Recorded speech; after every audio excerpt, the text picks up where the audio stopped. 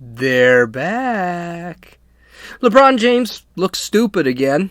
And what could complete the last year and a half better than a swarm and crap falling from the sky? This is Gene, and you're listening to Dumbasses Talking Politics. Hey, it's Gene. Welcome back to Dumbasses Talking Politics. I swear to God, oh, what a week. These stupid-ass politicians just cannot help themselves. Okay, so let's go with the story. Way back, the government used something called earmarks. What these were is they were pet projects that were actually stuck to a bigger bill, and those pet projects were basically used to buy a vote from a particular politician who wanted one of his pet projects actually done for his constituents. Now, some earmarks were good, most were bad, but a lot of what ended up happening was the cost of these bills just ended up going up and up. It was one of the reasons why the term the swamp came out when they started talking about government, because there was a lot of crap going out there. Like, if you've ever been in a swamp, they're like alligators and snakes and crap like that you just never see. Well, that's pretty much what earmarks were when it came to bills that the governments were running. And it was pretty crappy. It was actually, these politicians were actually going out and committing blackmail, saying, I will vote for this bill, but you got to add this $300 million for my pet project, whatever it happens to be, a new museum, a park, something like that. Well, a couple of things happened that made it so that the government would get rid of earmarks. The first thing was the internet. People began to learn about the internet, and then they actually began to look these bills up and see what was going into those bills. Now, I know that's what I do. I actually look at a bill and figure out, okay, what exactly are you guys spending? Next is you started getting non-legacy newscasts. At the time, you would say Fox News would be an example. Drudge Report would be an example. Drudge Report has actually gone kind of leftist now. But today, you've got Daily Wire and The Blaze. Examples like that. You also have the alternative news on, which are internet news, on the left, like Vox News would be an example. I mean, there are a bunch of, most of them, Slate would be an example. Most magazines, most of those alternative news sources are leftists in nature. But these guys started telling people exactly what was in the bill. And Fox News was considered an alternative newscast at one time. They used to tell us things that no one ever did. They're kind of getting a little rickety on that now. And finally, corruption. There were 2 ex-lawmakers that actually faced jail time during an investigation to earmarks. One was Representative Chaka Fattah, who is a Democrat from Pennsylvania. He actually used those to launder taxpayer money through his nonprofit. So his nonprofit would make money, and therefore he would make money. And then, just to make sure that you know that corruption through earmarks is not just a Democratic thing, Representative Duke Cunningham from California, a Republican from California, accepted $2.4 million in bribes for earmarks from a lobbyist. And he actually even lived on a yacht that was owned by a defense contractor. So they got rid of those things in 2011 because they wanted to make things look a little bit cleaner. And they didn't want to hide things. Because a lot of these bills, they would come up. For example, the federal budget would come up. And they'd say the federal budget is going to be worth about $1.5 trillion. And then suddenly it would be worth 2-point-something trillion because of all the earmarks around it. And people got sick and tired of just make politicians look less dirty than they actually were. And they're still pretty dirty. Well, guess what? They're back. They're back, and they're back with a vengeance. I know this seems like it probably is the worst time to spend money. We're trying to recover from a self-induced depression. But apparently, let's just bring back the earmarks and start spending more and more and more money. So Congress is trying to set up the federal budget this month. This is outside the over $6 trillion that Joe Biden is throwing out there for Congress and the Senate to actually figure out. So this is going to be above that. Typically, the federal budget, and that's to keep the federal government open, mind you, is around $4 trillion. So you could see that, okay, well, we're already spent $2 trillion this year. We're looking at spending another $4 trillion to keep the government open. Maybe we want to kind of slice some of that stuff up before we start looking at the additional 4-point-something trillion dollars that Joe Biden is throwing out. That's $10 trillion. Now, when Biden took over, our entire deficit was $22 trillion. We are now approaching over 30. And we haven't even gotten to some of these bills yet. All right, but there are earmarks. There they are. Oh my God, and some of them are absolutely insane. Now, this was a bipartisan issue. Earmarks are bipartisan. Of the 435 members of Congress, 326 members of the House actually put in earmark requests. Now, that doesn't mean all of them are going to get accepted. Of that, 220 of those were Democrats and 106 were Republicans. So this is not just a Democrat thing. Republicans are doing this crap too. But listen to some of the crap they want. $1.75 million to spruce up the Japanese garden in Portland. $436,100 for mediation and restorative yoga program in New Jersey. $250,000 to expand Michelle Obama's library in California. $3.75 million to restore the Waukegan Carnegie Museum. $2 million for funding a new art collection at the Brooklyn Museum of Art in New York. $2 million for a pickleball and fitness circuit in Orange County. Wow. I can't think of anything more important than that one. $1.5 million to provide free Wi-Fi in a California city, and $250,000 in that same city for a performing arts center that, according to Val Demings, who's a Democrat from Florida, should be more than a beautifully designed building. I guess so. Well, then you should ask for $1.75 million for it. There are dozens of projects that list diversity and equity among those goals. And a lot of people are already going to sit back and say, no, we're not doing that. These include $742,000 for a New York program that would feature, quote, conversations around difficult issues such as racism, gender discrimination, and cultural bias, end quote. You know something? Here's something wild and crazy. Why don't you just go to some slam poetry cafe and then have a discussion? Why do you need $742,000 for this? They want $166,000 for Lincoln University to develop their own equity program. See, I don't believe in any of this CRT, critical race theory, equity crap. The last thing I want is a few $1 million of my tax money going into garbage like that. But it just keeps going.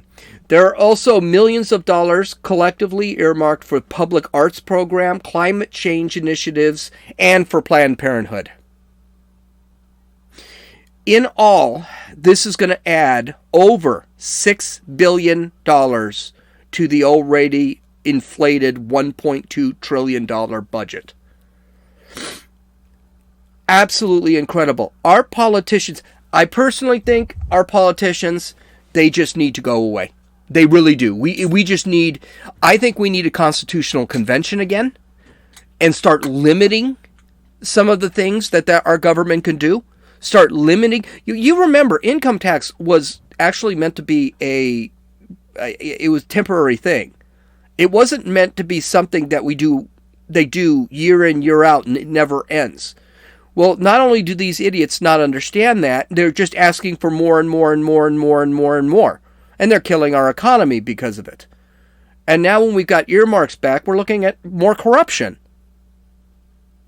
Absolutely, absolutely incredible. If I were a Republican, I wouldn't pass one bill. I would shut the government down before I would approve one earmark in this bill. I mean, I'm sorry, our museums don't need money. We don't need do you even know what pickleball is? It's a form of paddleball, something like that. We don't need pickleball. $700,000 for $250,000 for pickleball. $2 million, I'm sorry. $2 million for pickleball and fitness circuit in Orange County. We don't need that. You know what? Go outside, take off your mask, and go for a run. Oh, Lord. So here we come. Our government is just getting worse and worse and worse. It's just absolutely amazes me that these guys, they eliminate something 10 years ago and then they just kind of think they're going to sneak it back in. Thank God for alternative news. Thank God that people actually look this crap up on the internet, because now we can actually talk about it a little bit more and see just how corrupt our government is becoming. So, remember a while back, I believe it was Laura Ingraham, basically, what's his name, LeBron James, was talking crap about something, and Laura Ingraham basically said, shut up and dribble. And she basically meant is, LeBron, your job is basketball, you know nothing about politics, and you're an idiot. And let's face it, he knows nothing about politics. He only listens to what he wants to hear. And this is a guy with a high school education.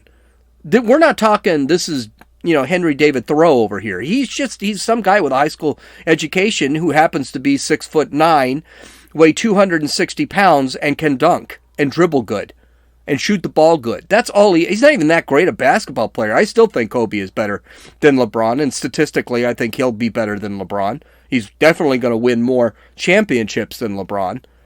So, whatever. But LeBron James has faced a lot of criticism. And it just keeps going. And oh, Lord. Anyway, so what are some of the things that LeBron do? He supports BLM. And he does not care about the suppression, excuse me, of Hong Kong by China. He doesn't care. It's BLM. Cops are killing all black people in the United States, which is an overt lie.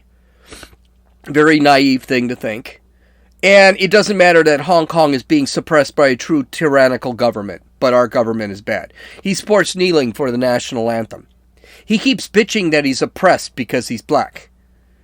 He's worth $1 billion, and I am not exaggerating. He is worth $1 billion, but he's oppressed.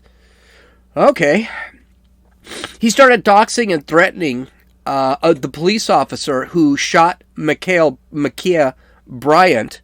That's that 15-year-old girl who was trying to stab a 16-year-old girl who was also black in front of a police officer, and the officer shot her 4 times. The Lakers suck. That's not helping at all. They may not even make the playoffs. And he's out. He's not even playing anymore. So he's probably going to be out for the rest of the season until the playoffs. He's getting old. It's time for LeBron to retire. Now, I'm not saying he's never done anything good for the community. I think he has, especially in Los Angeles and in Cleveland. I really do respect what he's done, but when he starts talking this stupid crap, I mean, you just want to sit there and say, guy, come on. So, he took a lot of crap for the doxing on Twitter, where he showed a picture of the cop and then said, you're next. Basically, he was threatening him and showing his picture. He got a lot of garbage for that, and he ended up pulling the tweet, and he ended up quietly saying, in another couple of tweets, well, I'm just so tired of all this injustice in the world, blah, blah, blah, blah, blah. Well, he decided to double down on the Ma'Khia Bryant story. So he sent out this tweet. Quote, I fueled the wrong conversation on Ma'Khia Bryant, and I owe it to her and this movement to change it. Thank you at Fabiola Asinas. She's the gal that actually wrote the article he's referencing, for educating us about Ma'Khia and her story and why it needs to be talked about her. Now, here's the thing.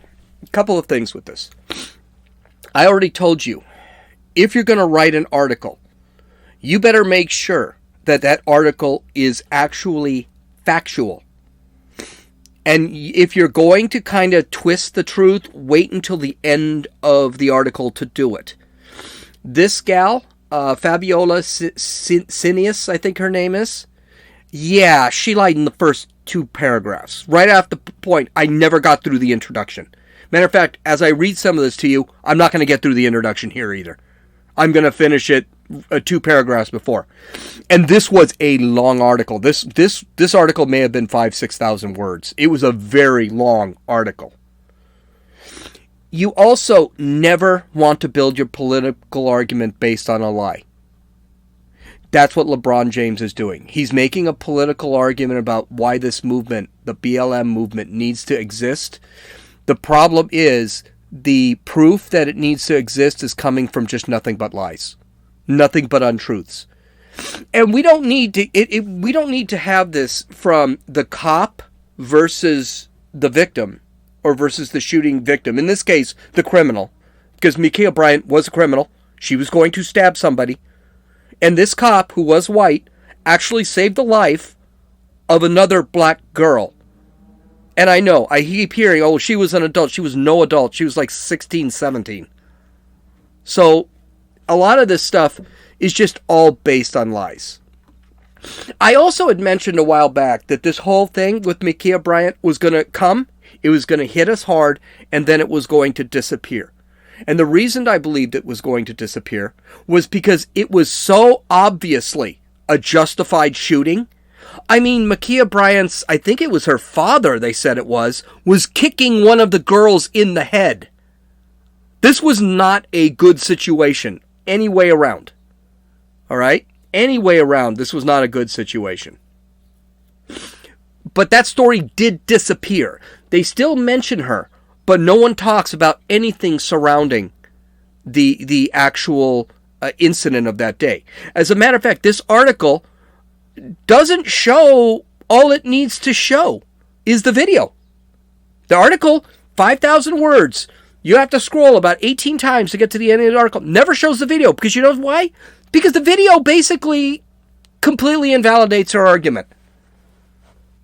So let's read some of this. So this is called Why Are They Not Saying Ma'Khia Bryant's Name? They're not saying Ma'Khia Bryant's name because she's a criminal and she was trying to kill another black girl. Okay, so let's read it. Here we go. Quote, after watching 15 seconds of police body camera footage last week, viewers of various races and political affiliations had made a decision.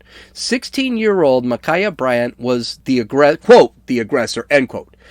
Dash, the, quote, fat, end quote, huge, end quote, knife-wielding attacker, end quote, and, quote, maniac, end quote, who deserved to be fatally shot by the police on April 20th in Columbus, Ohio. Okay, few things here. People didn't make the decision that she was guilty or the aggressor, and she was not. You can't sit there and put aggressor in quotes. She was the aggressor. She attacked 2 girls. It was on video, and that video was about 15 seconds. She's right. That's how long of time that cop had to stop Ma'Khia Bryant from killing that other girl, from stabbing her. That's how long he had. Maybe if she showed the video, that would be a good thing. I'll give you a step further. Another reason they want to play the video is Ma'Khia Bryant in the video said, quote, I'm going to stab you, bitch, end quote. And it wasn't one video. It wasn't like it was just from the body camera on the body cam on the police officer. There was another video of this incident taken across the street that basically confirmed the body cam video on the police officer. As a matter of fact, it showed how long this police officer had to actually deal to save this girl's life. That cop is a hero. Now, I have heard a lot about this case. I don't talk about it a lot because I just think it's kind of a waste of a case to talk about. But I have never heard Bryant called fat. I never heard called huge. I never heard her called a maniac. Do you know where all this stuff, I think the Maniac thing was one that came from a valid news source, but all of this stuff that she was talking about points to uncheckmarked Twitter people and Instagram people. This wasn't from the news. This wasn't even from right-wing news or left-wing news. This wasn't in the news. As a matter of fact, the folks that made a big stink about her being a big girl was actually the leftist media. They said, remember that thing, CNN and MSNBC? Ma'Khia Bryant was adultified because of her size? So it was them that were talking about her weight. It wasn't right-wing media or anyone else that was talking. It wasn't any media that was really talking about it. The knife-wielding thing, I don't know. Yeah, you could call her knife-wielding attacker, because guess what? She was attacking someone while wielding a knife. We have 2 videos showing it. We have a 911 call saying it was happening. We have the girl out there saying she was trying to stab me. Ugh. Okay, let's continue on. Quote, according to these viewers... Oh, by the way, the one thing, the cop had no choice but to be shot, and she said that kind of sarcastically. Yeah, that cop had no choice. He had to shoot her. It was a good shoot. And he did have a choice. He could have let her stab that other girl to death. That was his choice. And she even commented, it was a 15-second video. Do you know why it was a 15-second video? It only took 15 seconds for that cop to react. It's crazy. Okay, according to these viewers, Nicholas Reardon, the police officer who immediately shot and killed Bryant, who was holding a knife, was justified. That she was a teenager in the middle of the altercation in which she was presumed to be defending herself did not matter. Okay, first off, Nick Reardon literally had 10 seconds to react. He got out of the car, and they were not having an altercation. She was going to stab this other girl. An altercation would be me calling Dave a jerk and Dave calling me an ass. That's an altercation. No, nobody's stabbing each other. That's not an altercation. This girl was attacking with a knife another unarmed girl, and this guy had 10 seconds to figure it out. There was no de-escalation. I need to point this out.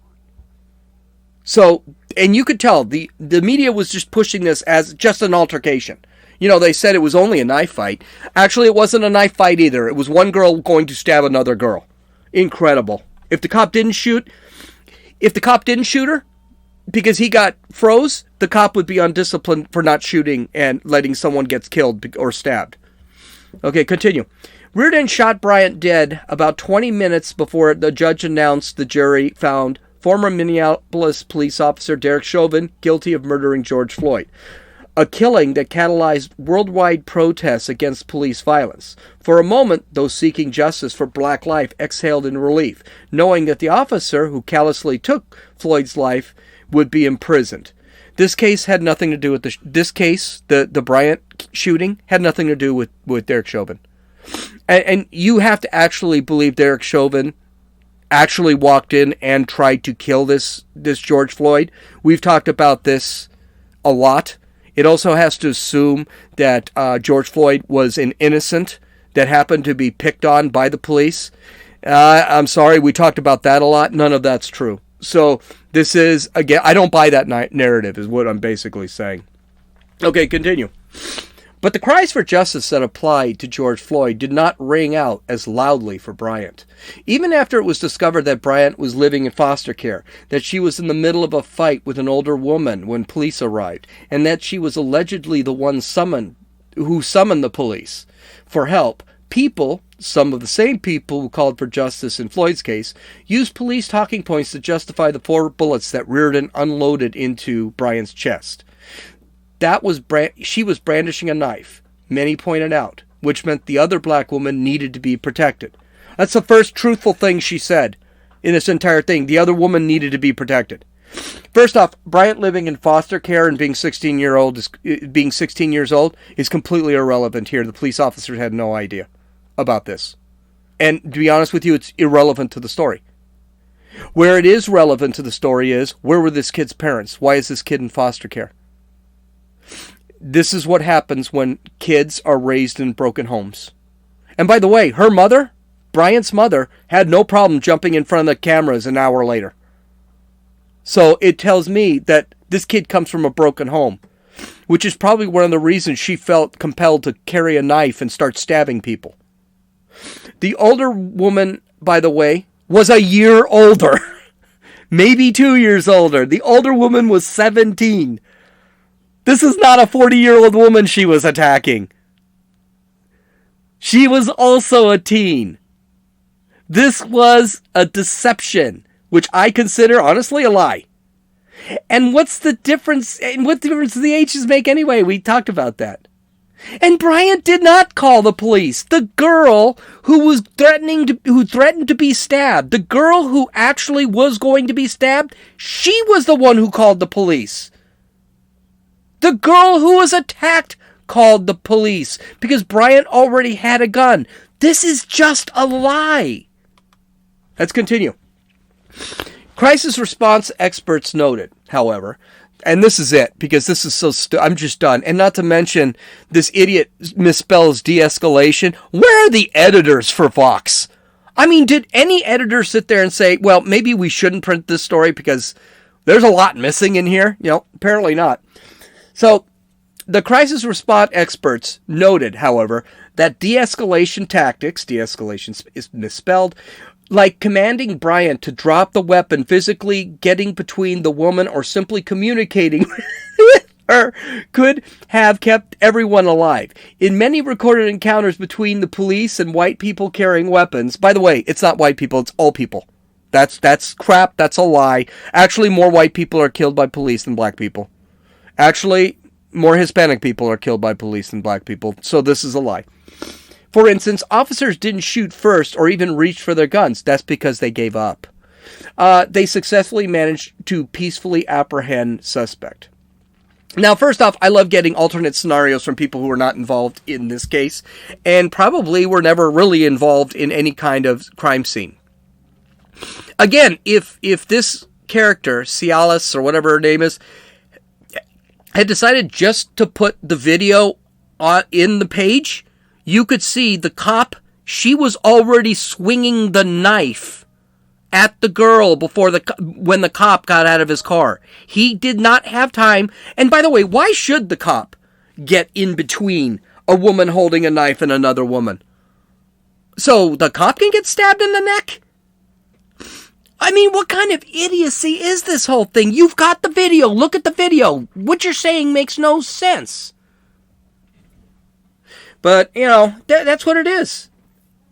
I'm done reading this.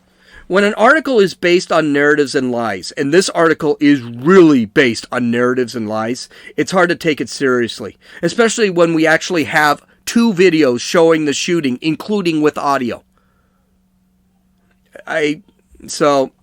Just incredible. LeBron James is just an idiot, and he should, he should just retire, go sit in his, $50 million mansion playing video games and shut the F up. Either that or go and dribble and shut the F up. Okay, so now let's have some fun. The Daily Wire reported that one of nature's mysteries, 15 states will soon witness the reemergence of baaaack, or the Great Eastern Brood of periodical cicadas. Okay, so what is going to happen is, apparently, and I'm going to let this guy explain. Cicadas are basically crickets, all right?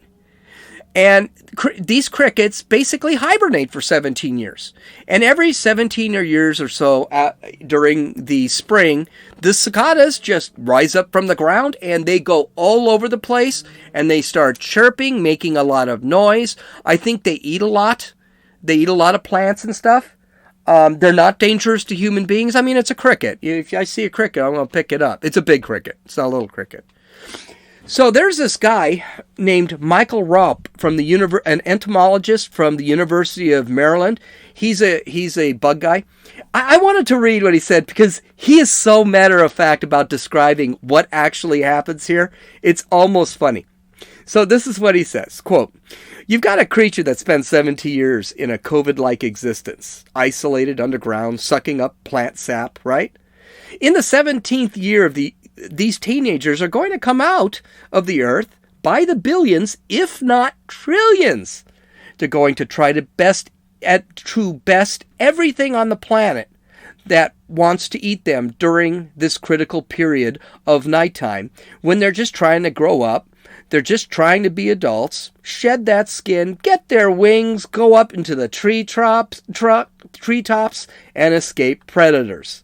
So what happens is these guys end up, they're babies, and they sit there for 17 years, and then they say, screw it, let's go out there and let's party, because that's what they are. They're 20-year-olds. Well, they're human being 20-year-olds, so yeah. Okay, so he continues. Once in the treetops, hey, it's all going to be about romance. It's only the males that sing.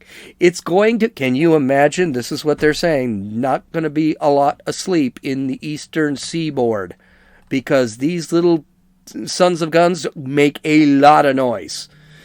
It's going to be a big boy band up there as the males try to woo those females, try to convince that special someone that she should be the mother of his nymphs. He's going to perform, sing songs. If she likes it, she's going to click her wings. They're going to have some wild sex in the treetop. Then she's going to move out to the little small branches, lay her eggs. Then it's all going to be over, and in a matter of weeks, they're going to tumble down. They're going to basically fertilize the plants from which they've spawned. What a life. You're sitting stuck inside the house for 17 years. You come up, you live a couple of weeks, you have babies, boom, you're dead. And now you're nothing but tree fodder.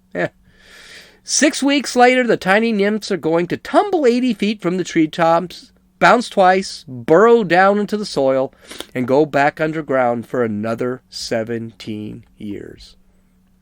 So, basically, the eastern seaboard, Brood X is expected to appear in the following states: Delaware, Washington, D.C., Georgia, Illinois, Indiana, Kentucky, Maryland, Michigan, Ohio, New Jersey, New York, North Carolina, Pennsylvania, Tennessee, Virginia, and West Virginia. So you can imagine nobody's going to be sleeping in those states if this turns out to be the trillions they're expecting it to be. And they are expecting low trillions to show up. That's going to be awesome. Now, the good news is, if you go to dailywire.com, they actually talk about this. They'll actually send you to a website. Apparently, cicadas are mighty tasty, and there's a bunch of recipes for them. So, there you go. You got that. I would think dry them out and put on some ice cream. And, with the thought that we now have a swarm, the 7 disasters are beginning to happen. The rapture is probably coming, so you're going to have a swarm of cicadas, which probably isn't really what God did in the Old Testament, but something like it. Why not have something fall on top of us? Yep. And guess what? If we thought that the plague that China released on us, now they're going to drop rockets on us. So apparently, a Chinese rocket's going to smash into Earth this coming weekend. They say it's going to be between May 6th and May 8th. They really don't know when. They say it could be either of those days. They won't know when it's actually going to come into our atmosphere, or where it's going to land till an hour or two before the thing actually hits the atmosphere. According to CNN, the large Chinese rocket that is out of control and set to re-enter Earth's atmosphere this weekend has brought about an alarming but not unprecedented situations. You notice the CNN really wants this not to be a big deal because China effed this one up? Happens all the time. Guess where it does not happen all the time? United States rockets. Our rockets don't go out of control and start crashing into things. Sorry, it doesn't happen. It's so rare it's not even funny. And most of the time, we still know where the rocket's going. Most of the time, when the rocket heads back to Earth, it burns itself out in the atmosphere. They do point that out. The problem with this bad boy is it was actually carrying supplies to the space station, International Space Station. And unfortunately, it weighs 22 tons, and it is just too big to burn in the atmosphere. So that's not going to work out. This thing is completely out of control. They don't know where it is. It's traveling at 18,000 miles an hour. They don't know when it's going to land. They're expecting it's going to go around the Earth about 30 more times. But eventually it's going to just hit the atmosphere and it's going to come down. Most of it should burn out, but some of it won't. They do point out this has happened to this rocket that China is actually using. It happened to a rocket, I think it was called the MD-5. Where is this here? Blah, blah, blah, blah, blah, blah, blah. I don't see it, but I'm going to look it over here. Let's see. Long March 5B rocket is what it's called. This has happened before, but the rocket wasn't carrying a payload, so the thing, most of it, actually burned in the atmosphere, but parts of it did not. There were several rods, steel and iron rods that actually, I think steel rods, that disconnected and actually went through a house in Asia someplace. Didn't kill anybody, but was really scary. One of the things I want to point out, this rocket that China is using, it might look familiar if you actually look at it. Yeah, it's American. It was American designed. China doesn't design all this. This is the problem with communists. China can't design anything. And looking at how many times their rockets actually crash and fall to the ocean, they don't build them real well either. But this shows you just how fantastic the United States is compared to China, and how far advanced our technology is. Remember about 4 years ago, China landed a craft. They said they did. There's no evidence that they did this, but they landed a craft for the first time on the dark side of the moon. A lot of NASA said, I don't know, we don't really see it, and it seems kind of weird to try and land a craft where you can't see the moon. So we're not so sure that actually happened. Meanwhile, we're sending drones to Mars and flying around Mars on drones. We've gotten our first pictures of a black hole. We've gotten the first actual color pictures of Pluto, Uranus, Neptune. We've gotten pictures of the moons around Saturn and Jupiter. The United States is pretty awesome. China sucks. They can't even land anybody on the moon yet. And I'm sure if they did land in the moon, the rocket's going to be too heavy and it'll burn all their astronauts up, because the thing won't be able to be controlled and it'll just go right through the atmosphere. I love America. Okay, you can download or listen to this podcast on Apple Podcasts, Podbean, Podcast Addict, Stitcher, YouTube, and Rumble. You can visit my website at dumbassestalkingpolitics.com. I've got all the links there. I also released a brand new Dumbasses Talking Politics video short. Go to YouTube and look it up at Dumbasses Talking Politics. I haven't started uploading to Rumble yet, but I will get to that right away. I hope you guys have a great day, and we'll talk to you tomorrow. This is Gene, and you've listened to Dumbasses Talking Politics.